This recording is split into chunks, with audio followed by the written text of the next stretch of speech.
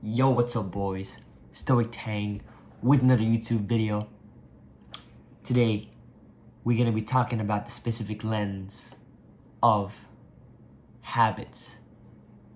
What do habits mean in our lives? How do habits eventually compound to affect us positively and negatively? How do habits slowly creep into our lives? And how do habits form? How does it shape us to be the person we are today? And how do bad habits cause us to fall off, to deviate away from our final destination? How? And what are some tips to diminishing bad habits and implementing new ones? This video is specifically derived from the book, The Atomic Habits. So, let's start it off. How do habits affect our lives daily? Our habits have been built, or built in, from our daily actions, such as brushing our teeth. That's a daily action and a habit that nearly everyone has. So, a great way or a tip that habits can really fixate into your lives and that habits can really compound eventually is because habits, although they might seem like little steps, although they seem like they're unnecessary, when you don't brush your teeth, let's say for a whole year, but how did that come to not brushing your teeth to a whole year? Because you neglected each day, each habit, each day's habits of brushing your teeth. And those days compounded into a year. And eventually, your teeth are not healthy anymore. This is the same type of principle for anything in your life. Habits compound. Although they seem like little tasks that do not mean anything towards your future, that do not mean anything because they're worthless, little do you know, habits are what shape a person. Habits are what cause you to have success or failure. It's black and white, success or failure. What do I mean by this? Let's say, for example, you had a good habit. Let's say going to the gym. The first day you go to the gym, as you want to implement it as a habit. Like you just want to instinctively go to the gym every single day. The first day you go to the gym, you're not going to get any results. You're going to come back feeling like that was worthless. I made myself feel so much pain for no apparent reason, and my body still looks the same. But little do you know, one day doesn't change anything, because that's just one habit. But guess what? 1% better, and that one habit eventually compounds if you do it every day for a year. And guess what? If you do that habit every day for a year, for 1 year, your interest rate or your progress is gonna exponentially increase. You're gonna see progress in a year's time. So do not doubt the little habits. Do not doubt the little things that you do in each day that are negative or positive. Because the little actions all build up, all count. Nothing you do will never not count. Okay, my words are getting a little confusing for the average person, but I know you're not average. Listen to me. Everything you do counts. You read a book, 10 pages or 1 page, that counts. Eventually, you read 1 page a day for every single day of the year, and you read 365 pages, compared to someone who read 0 pages a day every day of the year, and he's nowhere. 0 pages read. The little habits literally compound. The little habits, negative habits, also compound. But one question you can have for yourself is, how can I implement a new habit? Is it just always built in? Is it just something like brushing my teeth? Do I have to have the willpower and the motivation and the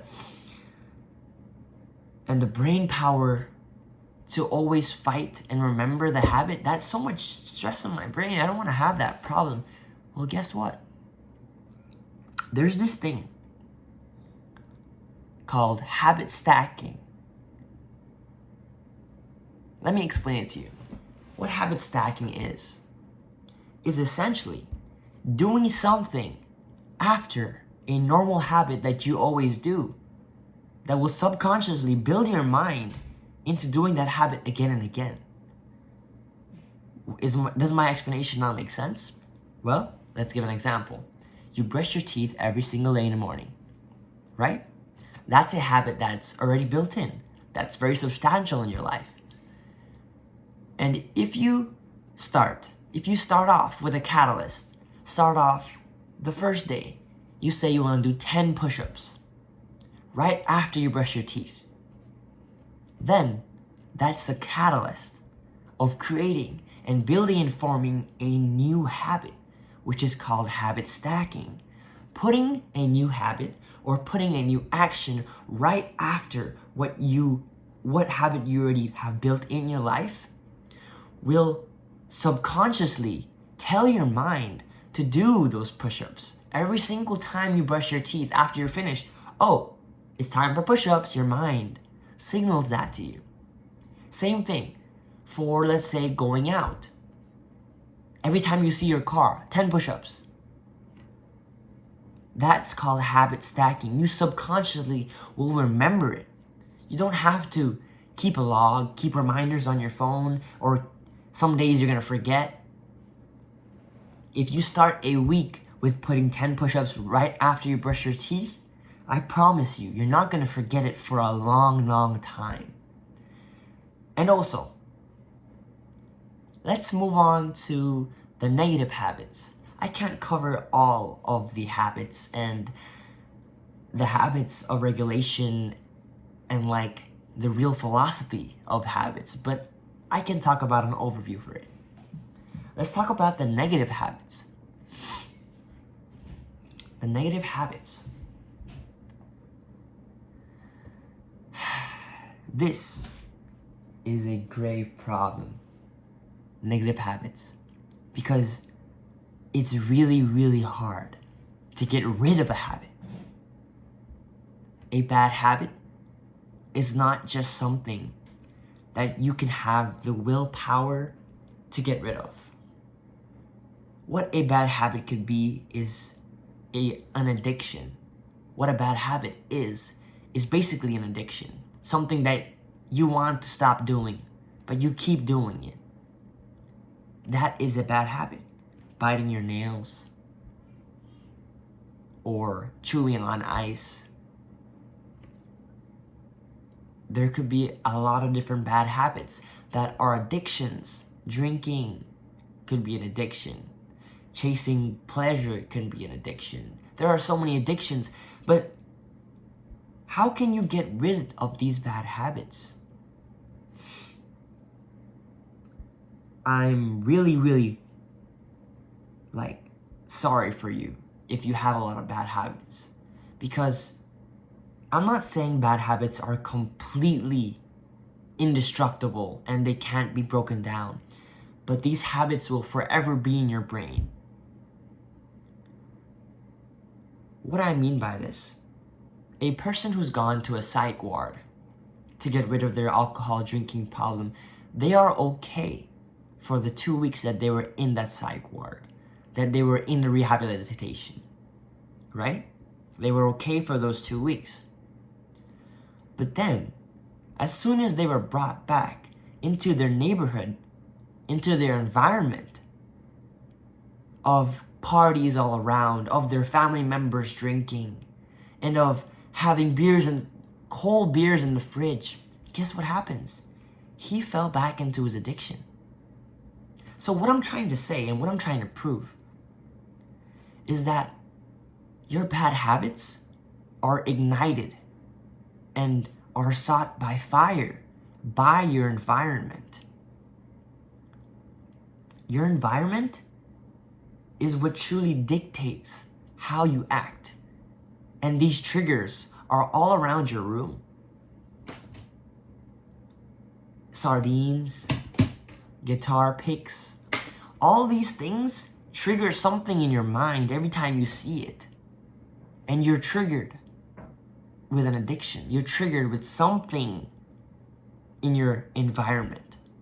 So a tip that I would give you to a person who's struggling with their addiction is to completely avoid, ignore, and get rid of anything in your environment that will trigger you into relapsing, into falling into that addiction again.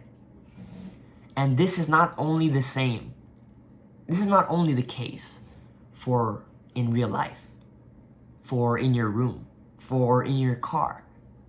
It's also the same for your digital environment, for your phone, for your computer. What things are you looking past by that are sparking something in your mind that triggers that addiction?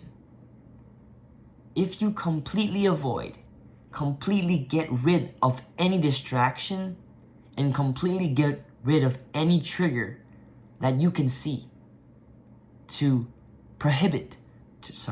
to start that habit, then you will have the self-control that you really desire. Because the truth is, not every self-control guru, not every person who's been on a long journey of non-addiction is different than you. They're all the same. We are all the same.